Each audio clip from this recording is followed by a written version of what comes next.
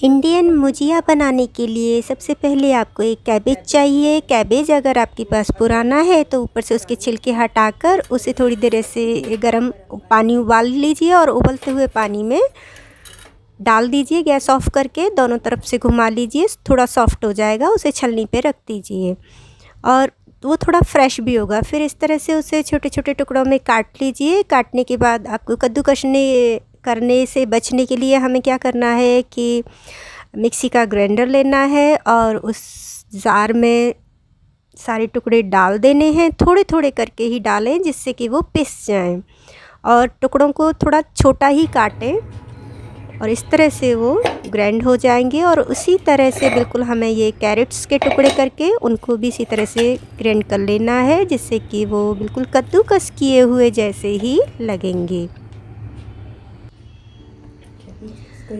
तो कद्दूकस हो गया है एक तरह से हमारा कैबेज और कैरेट भी। और साथ ही अब हम तैयार कर रहे हैं जिंजर गार्लिक पेस्ट। तो थोड़ा सा अदरक लिया है छिला हुआ और कुछ लहसुन की कलियां हैं। लहसुन प्याज अगर आप नहीं खाते तो स्किप कर सकते हैं। तो 4-5 हरी मिर्ची डाल दीजिए और उनको पीस लीजिए मिक्सी के जार में। फिर हमने एक कढ़ाई में 3-4 चम्मच छोटे से चम्मच ऑयल डाला है, कुकिंग ऑयल, और उसमें बारीक कटी हुई प्याज डाल दी है। फ्लेम को मीडियम ही रखना है। प्याज हल्की सी भुनने लगे, उसका बहुत ज़्यादा कलर नहीं बदलना है हमें, तब हम डाल देंगे इसमें अपनी कैबेज को थोड़ी देर भूनेंगे। और जब कैबेज भुन जाए थोड़ी सी देर तो उसके बाद हम डाल देंगे इसमें कैरेट। फिर इन दोनों को हम काफ़ी देर तक अच्छे से भूनेंगे। तो जब वो अच्छे से भुन जाएंगी तब हम इसमें थोड़ा सा पनीर भी डाल देंगे। कद्दूकस किया हुआ पनीर है, चाहे तो हाथों से अच्छे से मसल के डाल दीजिए। और फिर उसमें हमने डाल दिया है हरी मिर्च, अदरक और लहसुन का पेस्ट।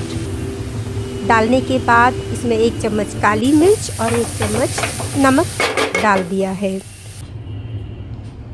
काली मिर्च नमक ये हम अपने टेस्ट के अकॉर्डिंग घटा बढ़ा सकते हैं। फिर हमने लिया है करीब 400 ग्राम 300 ग्राम के करीब मैदा है और उसमें थोड़ा सा 1-2 चम्मच ऑयल डाला है।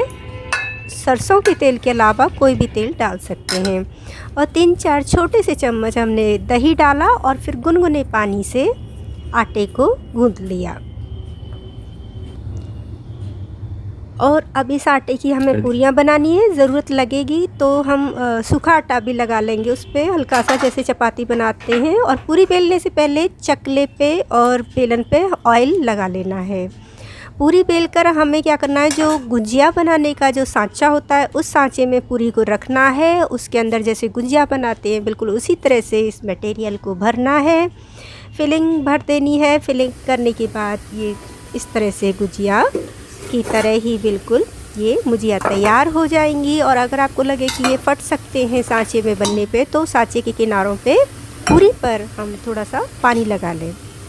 उसके बाद क्या करना है कि एक जालीदार कोई भी प्लेट थाली लेनी है और उसमें अच्छे से ऑयल चुपड़ देना है और सारी मुजिया उसके अंदर हम रख लेंगे।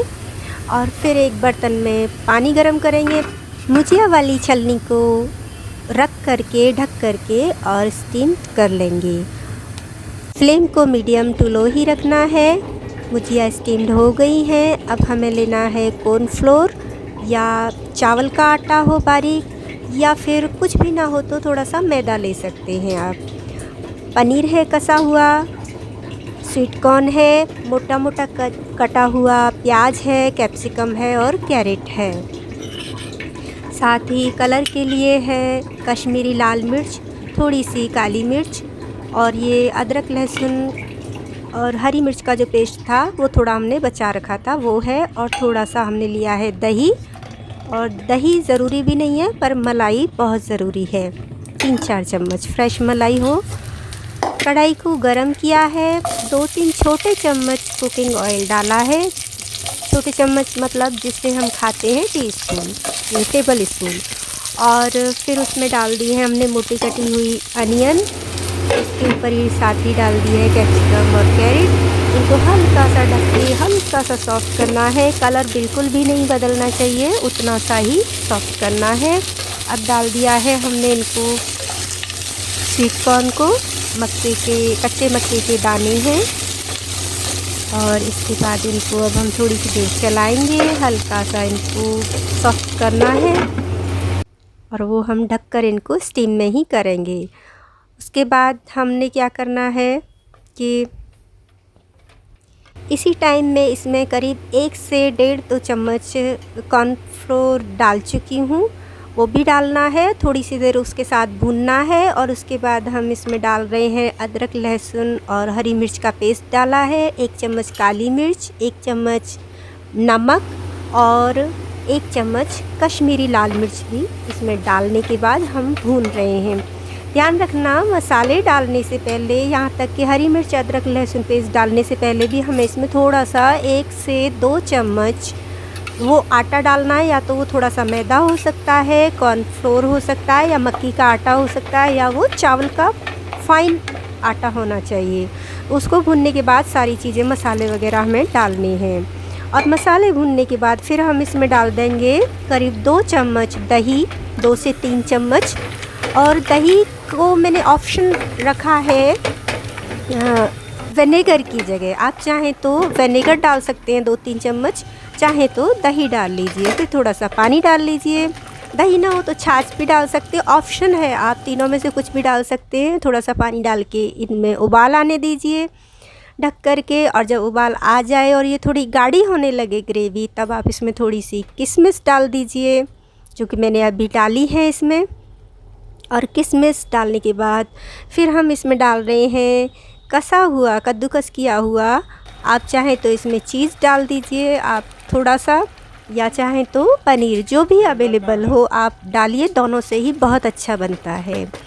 जब ये ग्रेवी फिर पक के अच्छे से तैयार हो रही है, देखो गाढ़ी हो रही है, तो इसमें इस स्टेज पे हम डाल देंगे हमारी जो मुजिया है।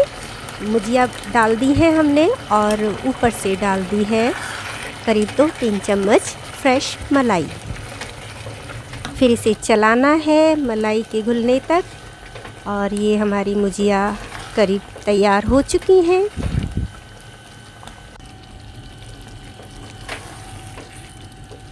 ये इनको थोड़ी सी देर हमें और पकाना है। ये बिल्कुल लबालब जैसे फील होता है, लबालब मुजिया बन जाएंगी। और ऊपर से डेकोरेट करने के लिए थोड़ा सा पनीर या कसा हुआ चीज़ डालोगे, उसको थोड़ा सा आपको पिघलाना पड़ेगा, तो वो दिखेगा नहीं। इसलिए मैं इस स्टेज पे डेकोरेट करने के लिए पनीर ही डालती हूँ, तो आप भी पनीर डालिएगा।